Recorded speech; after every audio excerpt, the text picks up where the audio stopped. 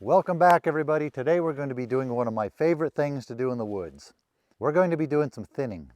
The trees back here are just too thick. There are too many of them.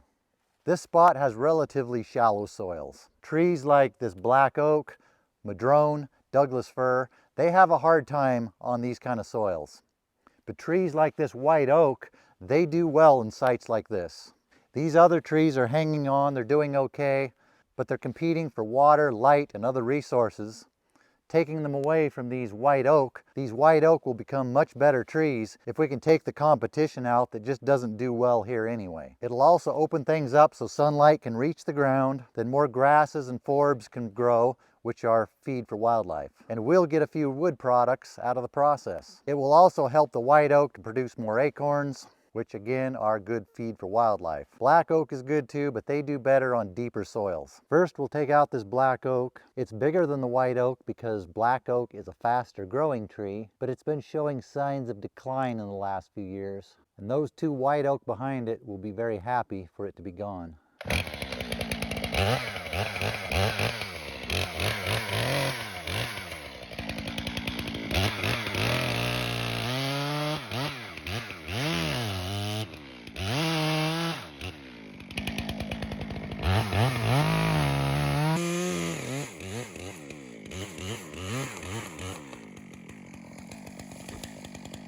This is another reason I wanted to cut this one down. It's very much rotten inside. Some of these oaks can make good wildlife habitat when they're rotten inside. Up higher in the tree, that can be placed for cavities, for nesting. But a tree like this is likely only rotten on the bottom, and there aren't any signs of open rot in the top.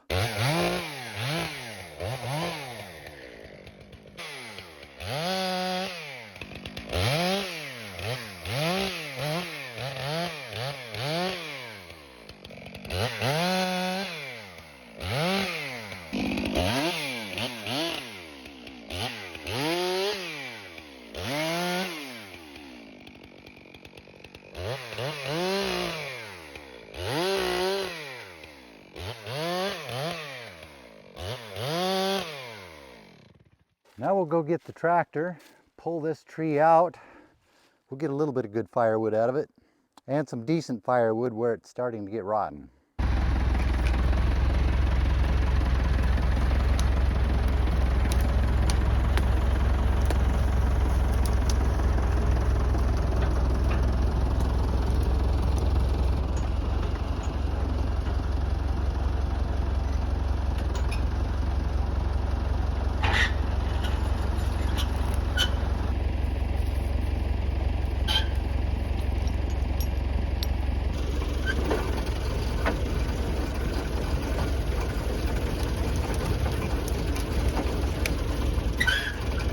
One of the reasons I winch the tree to the tractor instead of taking the tractor to the tree and just picking it up is to avoid soil compaction. I try to keep the tractor on the roads to protect the soil, and I just don't like the looks of having the ruts all over the place. We'll really quickly cut this into firewood, then get back to thinning.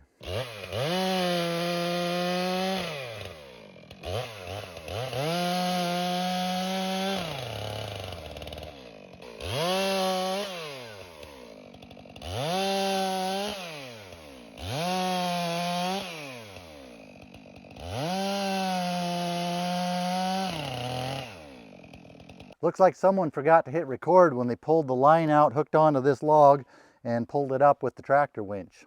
Now you're just going to have to imagine it happening. Yeah, like that. All right, we'll finish cutting this up.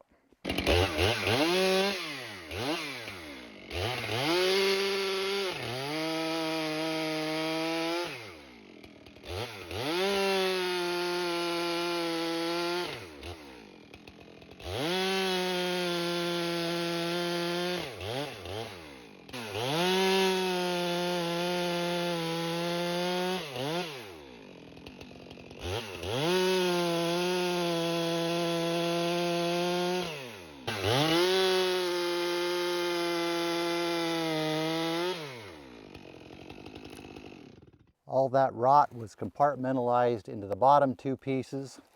The next piece up is totally solid. If I would have known that, I could have cut a short 5-foot piece. Would have been straight enough to put on the sawmill, just to cut up some black oak for fun. But oh well, this will make very good firewood. Next, we'll take out this small white oak just because it's just too close to these bigger, better ones.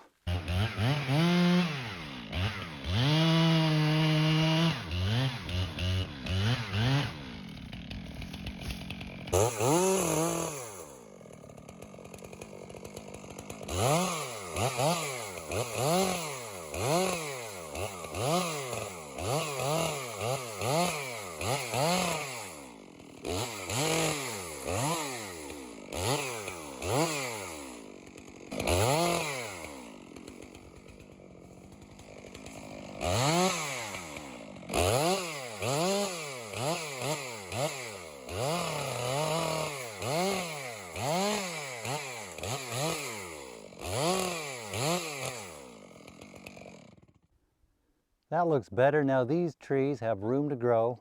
This is not a great sight from a drone. The ones behind it are dead and dying, but these two look good still. And there's nothing else there to take their place, so we'll leave them. A good white oak here. Now we'll move on to this Doug fir. Now we're on the other side of it, the uphill side. I don't know if you can see it, but the top has already died once. It's grown up around it. It's crowding out this oak right here. We might as well take that one and let its resources go to the other trees. But I'm going to hold off on this one until I'm ready to have it on the mill. I have other things to mill up before I'll be ready for this one. So let's just keep thinning.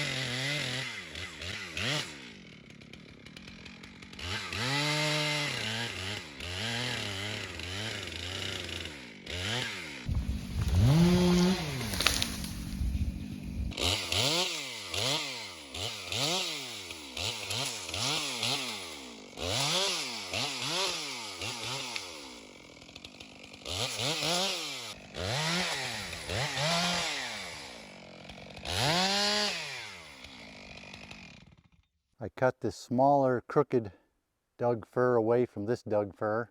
That one looks good, but it's right on the edge between the better soil and the not as good soil. There's nothing to take its place, so we'll leave that one. Now on to this Doug fir. It's close to this white oak, is a really good white oak right here. Close to that madrone, but we have this nice white oak here and this small black oak sapling. We're getting into more of a site where black oak will do okay. There are just too many trees right here, and this fir is the less suited for this site right here, so we'll take that one.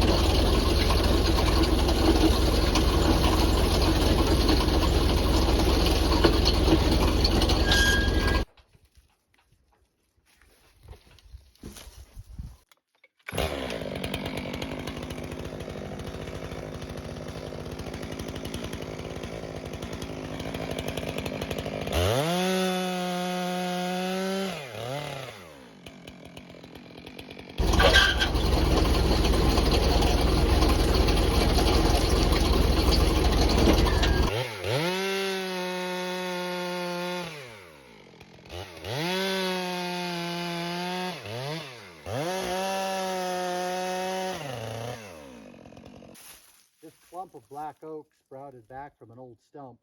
We'll thin these out, leave the best stem. Then it will be here to take the place of this madrone if it dies.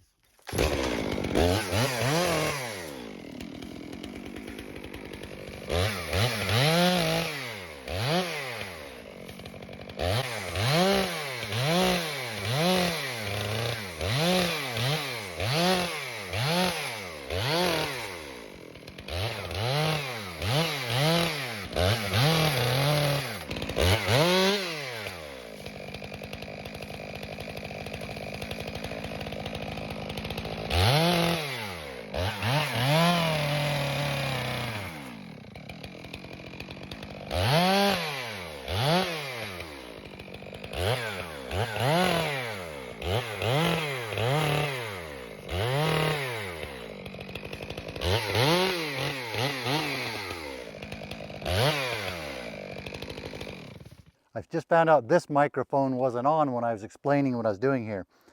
This black oak clump sprouted back from a stump. I thinned them out, left the best one. That's a good, vigorous, young black oak. So there'll be something here in case this madrone dies. If we look up the hill, I'll show you why there's concern for that. These madrone are, some of them are dead. That last green one is on its way out. Have a good black oak here. Another good one here.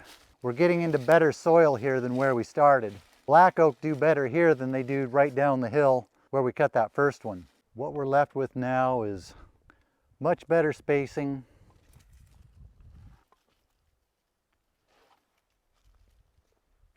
The trees have more room,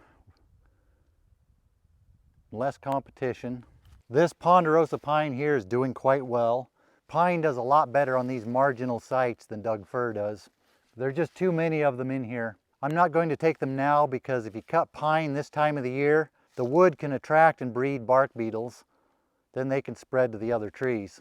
Well, maybe I'll get to those in the fall when the beetle problem isn't such a problem. Got this much Doug fir firewood and one post to fix the garden fence with. This much oak firewood. I'll come back later, burn all this slash after it dries out a little bit. The deer will enjoy this lichen they'll now be able to reach. Don't worry, I'm not going to say lichen the lichen. That's just too much. Here's an interesting tidbit. I drug these Doug fir logs through the dirt. I drug that oak log through the dirt. Look how dirty the wood is that I'm cutting with a square ground chain that's still cutting well.